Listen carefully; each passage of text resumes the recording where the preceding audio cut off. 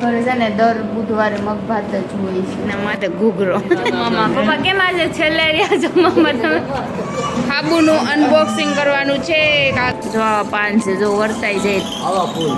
હા માટે તોરણ બાંધવાના છે એટલે જો અત્યારે તોરણ બનાવીએ છીએ. કાલે મને જમવાનું. તો હેલો ગાઈસ, જય માતાજી, જય શ્રી કૃષ્ણ. સ્વાગત છે તમારું મસ્ત મજાના નવા બ્લોગમાં. તો અત્યારે વાગી ગયા છે 8:30 અને આપણે બેસી ગયા છીએ નાસ્તો કરવા. અને તીર્થને તથ્ય જાગ્યા હતા અને બે સુઈ ગયા છે અત્યારે. હવે તો ચાલો બધા નાસ્તો કરવા મસ્તનો. તો જો ભાખરી છે, વઘારેલી ખીચડી છે ને ચા છે. ચાલો આપણે હવે નાસ્તો કરી લઈએ. ગાઈસ અત્યારે વાગી ગયા છે 11 અને જો મમ્મી ગયા હતા ઓલા ઘરે, ત્યાં મીટિંગ હતી ને એટલે ત્યાં જવાનું હોય એટલે ગયા હતા અને ત્યાંથી આવી ગયા છે.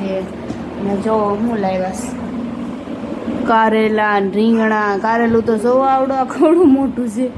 રીંગણા અને આલુ બદામ. કોને કોને ભાવે આવડ્યા. અને આજે બુધવાર છે એટલે મગ ભાત બનાવ્યા છે. તો મમ્મી મગ વઘારે છે અને ભાત ચડે છે. અને હવે જો આજે મગ ભાતનો પ્રોગ્રામ છે. અમારા ઘરે છે ને દર બુધવારે મગ ભાત જ હોય છે. કીધું હતું કે મગ ભાત કરવાથી સારું થાય બુધવારે, એટલે અમારા ઘરે દરરોજ મગ ભાત હોય. દર બુધવારે મગ ભાત હોય છે. તો કોના કોના ઘરે દર બુધવારે મગ ભાત હોય છે કમેન્ટ કરજો જરૂરથી. ઓકે. અને આજે જો પાછું વાદળછાયું વાતાવરણ થઈ ગયું છે. વરસાદ આવે એવું લાગે છે. આમ અંધાર્યો છે વરસાદ. બહુ મસ્ત વાતાવરણ થઈ ગયું છે અત્યારે. એમાં તીર્થભાઈ જાગી ગયા છે તો આપણે એની માલિશ કરીએ છીએ. અને હવે બસ થોડાક દિવસ કાલે છે ને મમ્મીમાં દશામાનું વ્રત. તો કાલથી પછી દશામાનું વ્રત શરૂ થાય છે અને પરમ દિવસે શ્રાવણ મહિનો શરૂ થાય. તો હવે તહેવારોની રમઝટ મજા જ આવશે હવે તહેવારો ઉપર. મને તો બહુ ગમે શ્રાવણ મહિનો, કે આખો તહેવારોનો જ ભરેલો હોય. એટલે કાંઈ નહીં, આપણે હવે જોઈએ, મજા જ કરવાની છે શ્રાવણ મહિનામાં આપણે. અને તીર્થનું તથ્યનું ડેકોરેશન આવશે અને 5 ડેકોરેશન એકારે આવવાના છે હવે. તો હવે જોઈએ આપણે કેવું કેવું ડેકોરેશન કરશું એ અત્યારે આપણે એમાં બતાવશું વિડીયોમાં. હવે જોઈએ હું ડેકોરેશન કરીએ અને કેટલું ડેકોરેશન કરશું એ પ્રમાણે આપણે વિડીયો આવતા જાય અને આપણે તમે જોતા જાજો. તો ગાઈઝ અત્યારે વાગી ગયા છે 12 અને આપણે બેસી ગયા છીએ જમવા. તીર્થને પછી બે ઉતારશે એટલે આપણે હવે જમી લઈએ. તો જો જમવામાં છે આજે ફુલાવરનું શાક અને રોટલી છે અને ઓલામાં મગ ને ભાત છે. એ થોડીક વાર રહીને ખાશું આપણે. તો હાલો બધા જમવા. અત્યારે બપોરા કરવા હાલો. અને મમ્મી જો કપડાં હકેલે છે અને પાણી આવ્યું છે. જય શ્રી કૃષ્ણ મમ્મી.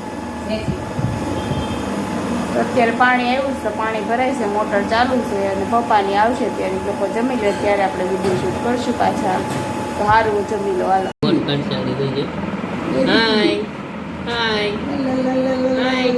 અમિતના માથે ઘૂઘરો.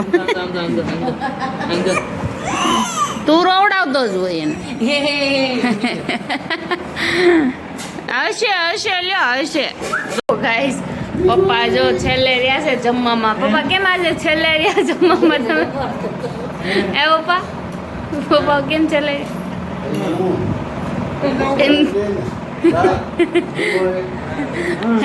પપ્પાને એવું થયું કે મારે જમવાનું બાકી છે એટલે પપ્પા કે ઓલા ને ઉડાઈને બે, પણ એને ખબર નથી કે મેં પહેલાં ખાઈ લીધું હતું એટલે પપ્પા મારી વાટે છેલ્લે રહ્યા. બોલો કાલાંજે એવું છે. તો કાલાંજે તો પછી જમવા બેઠી હતી. અત્યારે પપ્પાને એમ ચૂક છે જમવાનું બાકી છે.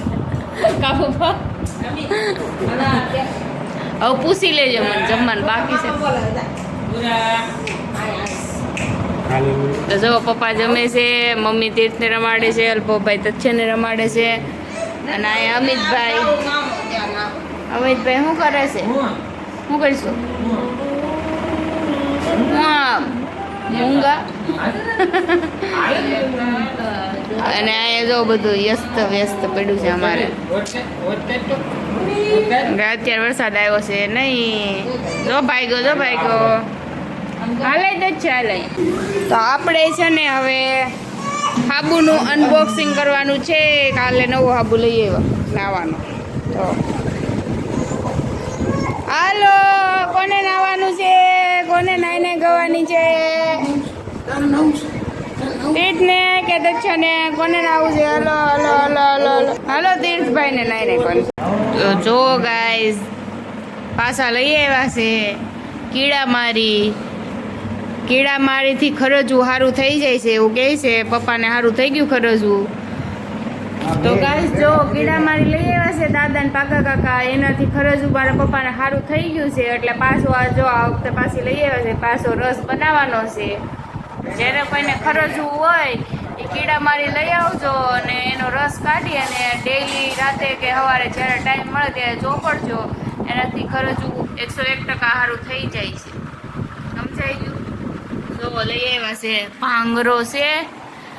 ભાંગરામ ન ખબર પડતી હોય તો કહો ભૂંગરાજ કહેવાય એને, ભૂંગરાજ. અને આ કીડામારી છે જો દોડવા છે. જો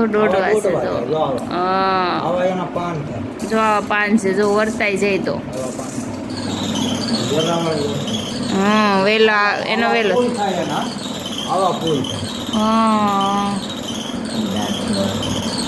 તો જો ગાઈસ તમને આની ઓળખાણ થાય તો તમે ગોતી આવજો અને ખરજવું હોય લગાડજો.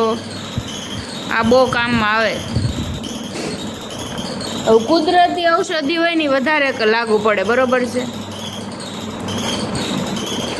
તો જેને કોઈને ખરજવું હોય આનો રસ લગાડજો, ચોક્કસપણે સારું થઈ જ જાય એવું દાદાનું કહેવું છે. તો જો ગાઈઝ નાનું સેવા કરે જો પવન નાખે છે બેયને.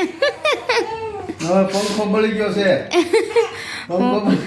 વાળ બાળ બધું વિખાઈ ગયું છે.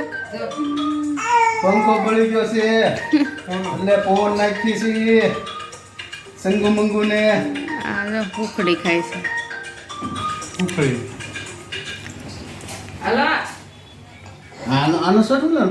તો ગાય જો કાલે છે દશામાનું વ્રત અને મમ્મી જો બનાવશે તોરણ.